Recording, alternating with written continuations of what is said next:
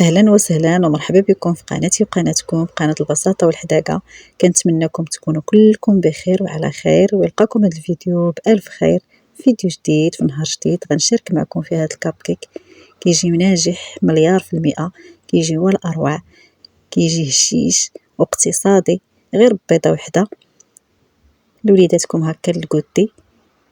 تبعوا معايا الفيديو وما تمشيو فين باش تشوفوا المقادير وكذلك طريقة التحضير. ونبداو على بركة الله. وقبل ما نبداو نصليو على نبينا محمد صلى الله عليه وسلم. اول حاجه كناخذ واحد الاناء ولا واحد البول باش غنخلطوا هاد الكاب كيك هذا. عندي هنايا كاس الا ربع ديال سكر سنيده، درت واحد قشور ديال حامضه، كانت عندي الحامضه غير صغيره خديت داك القشور ديالها.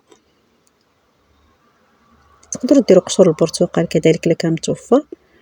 هنا غندير واحد الساشي ديال الفاني، تقدروا ديروا كاس ديال السكر ممتلئ حتى الفوق، يعني ما يكونش ناقص. انا بغيت باش يجيو حلوين بزاف. وديروا في هذه المرحله هذه القبصه ديال الملح ضروري باش كتعدل لنا الذوق. انا نسيتها حتى من بعد غادا نديرها، غتشوفوها في الفيديو. وهنا شديت واحد كاس ديال الحليب كي شفتوا، غنعصر عليه واحد نصف حامضه باش كيتكلل لينا هكا، كيولي بحال شكل الرايب. غادي نمزج داك القشور ديال الحامضه مع السكر مع الفاني باش داك السكر كيتنسم لينا بدوك المذاقات.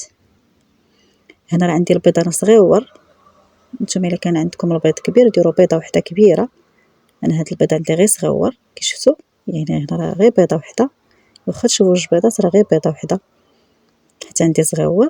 صافي غنمزج داك البيض مع داك السكر سنيده. نتوما بغيتو تخدموه هكا بحالي غير بالفوي، بغيتو ديروا كلشي هكا في الخلاط الكهربائي ممكن، بغيتو تخلطوا بالبغا ميكسو ولا الطرب الكهربائي اللي متوفر عندكم، ولا بغيتو هكا تخدموا غير بحالي غير بالطرب اليدوي، راه حتى هو قاضي غرض. هنا غنضيف واحد نصف كاس ديال الزيت، غنضيفوه على شكل دفعات كي شفتوا. من كنبقاو نخلطوا داك الخليط حتى كنشوفوا داك السكر سنيده انسجم لينا مع البيض وداب. عاد كنضيفوا الزيت. ضفت الكميه الاولى، غنكمل الكميه الاخرى اللي تبقات وانا كنطرب في نفس الوقت.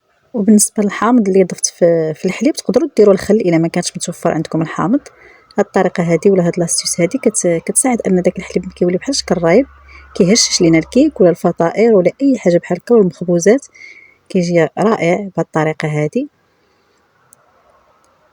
صافي ضفت داك الحليب اللي ضفت ليه دوك القطرات ديال الحامض، وغنضيف واحد الياغورت. انا درت ياغورت طبيعي، تقدروا ديروا نتوما اللي متوفر عندكم، ياغورت بالفاني ولا بالبنان ولا داكشي اللي عندكم. صافي غنمزج دوك العناصر مع بعضياتهم كاملين. هاد الكاب كيك ساهل ماهل دغيا توجديه، وكي قلت لكم كيجي ناجح مليار في المئة. المقادير مضبوطه ومتوفره في اي بيت. انا خديت الكاس الاول ديال الدقيق غربلته. وبالنسبه للدقيق انا درت غير الدقيق عادي، يعني ماشي الدقيق ديال الحلوى اللي من نوعيه جيده. انا ضفت الدقيق الثاني وراك شفتوا جاو ما شاء الله. وهنا ضفت واحد جوج خمارات من وزن 8 غرام يعني 16 غرام.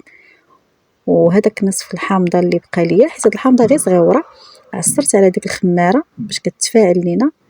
وهذا حتى هو سر من الاسرار باش الكيك كيجيكم هكايا منفوخ ومفشفش وكيجي عالي. انا حتى لهنا عاد تفكرت ما درتش الملح، عاد ضفتها. نتوما ضيفوها من الاول مع السكر سنيده باش ما كتنساوهاش.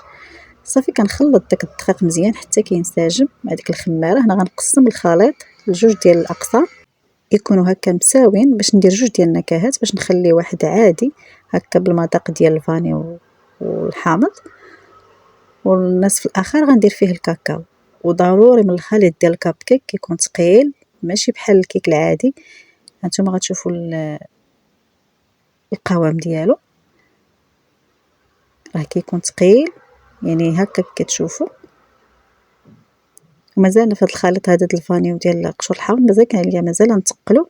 كي كتشوفوا النتيجه ديال كي غادي تشوفوا النتيجه ديال الكاب كيك اللي درتو بالكاكاو، كانت الخليط كان ثقيل على هذا اللي بالفاني والحامض، وجا ناجح اكثر، يعني جات مفقعه ديك الكاب كيك اللي بالكاكاو اكثر من الاخرى. هنا غنضيف واحد المعلقه كبيره عامره ديال الكاكاو، بودره الكاكاو المر.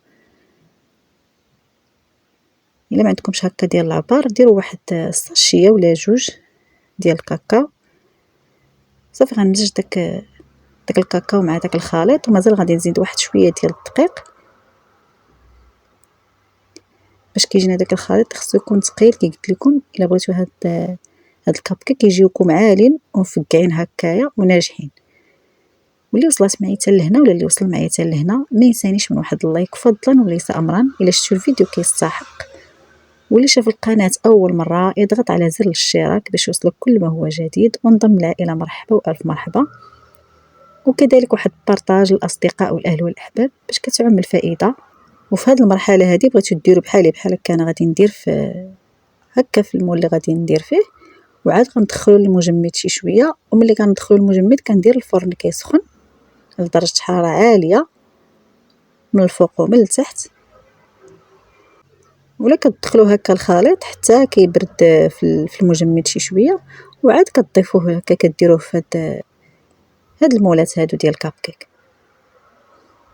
وهنا كي كتشوفوا غادي نخلط ديال الكاكاو مع ديال الفاني، حيت باش نعرفوا ان راه ديال الكاكاو طاب من خلال اننا ملي كيطيب لنا هذاك العجينه البيضاء كنعرفوا راه ديال الكاكاو وراه طابت حتى هي.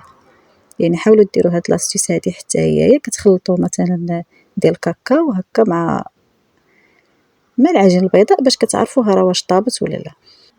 بالنسبه اللي درت فيهم الكاكاو غندير في الوجه ديالهم هكا شي شويه ديال الكركاع على شويه الجوز مع شويه الزبيب وواحد شويه ديال بيبي الشوكولا هكايا. وتقدروا ديروا هذه اللي بالفاني تزينوا الوجه ديالهم بسكر سنيده. من بعد حتى غيطيبوا غادي نزين الوجه ديالهم بشويه د العسل واحد شويه الكاوكاو عندي مهرمش. صافي هنا غادي ندخلوهم كي قلت لكم المجمد الفران درتو كيسخن. من بعد ما سخن ليا مزيان خرجتهم من المجمد درتهم في الفرن كيطيبوا. كانت هذيك هي النتيجه كي شفتوا. ملي كندخلوهم كنقصوا الحراره كتولي متوسطه. واش ما شاء الله كي كيجيو راه كيجيو ناجحين مليار في المئة كي قلت لكم. صافي هنايا من بعد ما طابوا لينا غنزين هادو غندهنهم بشويه ديال العسل ولا دهنهم بشويه المربى. تقدروا ديروا فوق على وجه ديالهم الكوك اللي هو جوز الهند ولا هكا شويه دلز مهرمش كاوكاو مهرمش. انا درت لهم غير كاوكاو مهرمش على الوجه. والتزيين نتوما كيبقى لكم الاختيار، نتوما كتفنوا داكشي اللي عندكم متوفر عندكم في البيت. تقدروا ديروا الوسط ديالهم المربى ولا الشوكولاته كذلك، يعني نتوما واش كيبغيو وليداتكم ولا اش كتبغيو حتى نتوما. ولا تقدروا ديروهم هكا فيهم سكر سنيده ملي كيكونوا مازال كاع خضرين ما طايبينش، حتى هو كيعطي واحد القرمشه واحد التحميره في الوجه كتجي زوينه. ونوض اختي حيدي العكز وجديهم لوليداتك، كتقتصدي على جيبك وكذلك على صحه الوليدات كذلك كيجيو رائعين. وكتعرفي شنو درتي لوليداتك في الدار وهذه هي النتيجه ديالهم. ضروري ما نفتح معكم تشوفوا من الوسط كي كيجيو. هنا راه كانوا مازال باقيين سخانين كيجيو هكايا مفشفشين كيجيو رائعين. صدقوني جربوهم بهذه الطريقه وتبعي اختي النصائح. بالنسبه للبنات اللي ما كينجحوش معاهم غتنجح معك من اول تجربه. شو ما شاء الله كي كيجيو راه كيجيو هشاش كيجيو عالين. كتشوفوا يعني خدمناهم غير بالطراب اليدوي. مكونات بسيطه كيستحقوا تجربه. شو ما شاء الله كي كيجيو. كنتمنىكم تجربوهم. وهنا غينتهي الفيديو ديالنا. الى فيديو قادم ان شاء الله. خليتكم على خير والى اللقاء.